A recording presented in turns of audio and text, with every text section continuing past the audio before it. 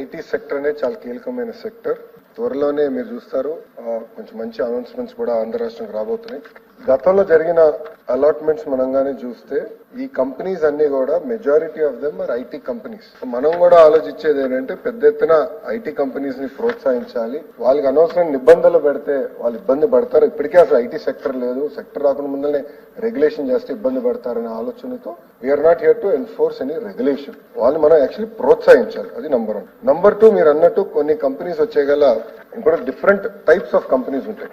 ఒకటి out sourcing companies, అంటే out sourcing చేసే companies, BPOs, business process out sourcing చేసే కంపెనీస్. అది ఒక రకంగా మేము ట్రీట్ చేస్తున్నాం. రెండోది జీసీసీస్, గ్లోబల్ కేపబిలిటీ సెంటర్స్. అంటే ఈ టిపికల్ ఏంటంటే ఫార్చ్యూన్ 2500 కంపెనీస్ వాళ్ళ ఇన్వెస్ట్మెంట్స్ ని, అంటే వాళ్ళ IT services or research services భారతదేశంలో పెట్టాలని నిర్ణయించుకున్నప్పుడు వాళ్ళు అనేక రాష్ట్రాలు చూస్తారు. వాళ్ళకి ఒక రకమైన మనం ఇన్సెంటివ్స్ ఇస్తాం జరుగుతుంది. మూడోది వచ్చేగల భారతదేశంలో ఉన్న కంపెనీలు, అంటే పెద్ద పెద్ద కంపెనీలు, టీసీఎస్ అయి ఉండొచ్చు, కాండ్యూట్ అయి ఉండొచ్చు, విప్రో, ఇన్ఫోసిస్, డెలాయిట్, ఇలాంటి సంస్థలకి వచ్చేగల వాళ్ళకి ఒక రకమైన కేటాయింపులు చేస్తున్నాం. ఇంకో పక్కనకి వచ్చేగల డెవలపర్స్ ఉన్నారు. సో ఈ రోజు మీరు హైదరాబాద్ లో చూస్తే ఇప్పుడు సాలాపూర్ సత్వా కానివ్వండి, రాజ్ పుష్ప కానివ్వండి, అనేక మంది డెవలపర్స్ ఉంటారు. ఆ డెవలపర్స్ అందరూ చాలా స్పష్టంగా వాళ్ళు ఏమంటారంటే మాకు భూములు ఇవ్వండి ఆర్ జాయింట్ వెంచర్ కి రండి, మేము ఇంత స్క్వేర్ ఫుటేజ్ కంపల్సరీగా మేము ఐటీకే వాడతాము. ఏమైనా కామన్ ఏరియాస్ ఏదైతే కమర్షియల్ అలాట్మెంట్ చేసినప్పుడు కామన్ ఏరియాస్ ఉంటాయి, దాంట్లోనే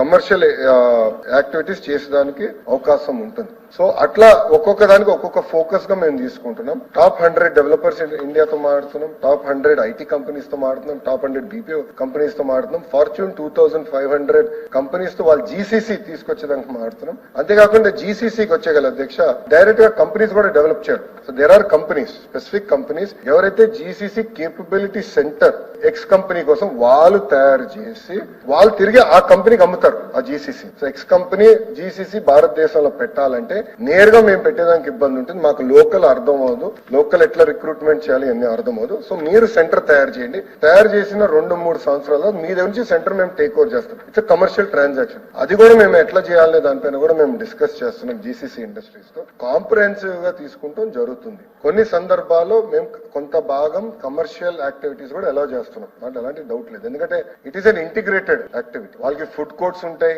బేసిక్ రీటైలింగ్ యాక్టివిటీస్ ఉంటుంది. సో అవన్నీ కూడా మేము ఎనేబుల్ చేసేదానికి కొన్ని యాక్టివిటీస్ అయితే పర్మిట్ చేస్తాం జరుగుతుంది.